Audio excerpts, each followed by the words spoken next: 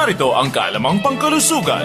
Maraming tao ang naghahangad maging maganda sa natural na pamamaraan. Ngunit paano mo nga ba ito makakamit? Bukod sa nasa kalooban ng isang tao ang tunay na kagandahan, dapat ding bigyang pansin ang ating katawan at hindi lang puro mukha. Ang subok ng paraan ay ang pag-ehersisyo. Heto ang ilan sa mga benepisyo ng madalas na pag-exercise. Mababawasan nito ang stress kaya mapapatagal ang pagtubo ng puting buhok. Mababawasan ang banta ng stroke, sakit sa puso at cancer. Sa pag-ehersisyo ng 3 minuto kada araw ay nakaka-stimulate ng brain chemicals. Dahil dito mas magiging relax ang iyong mood at magiging masaya ka. Gaganda ang iyong posture. Madaragdagan din ang iyong muscle sa katawan kaya hindi lalaylay ang iyong balat. Mas gaganda at sasarap ang iyong tulog at dahil dito mababawasan ang iyong eye bags at pamumugto ng mga mata. Mapapabilis ang pag-produce ng collagen ng iyong katawan na siyang responsable sa pagkakaroon ng mas bata at makinis na kutis. Lenny Wong Olivo, NDBC, Bida Balita.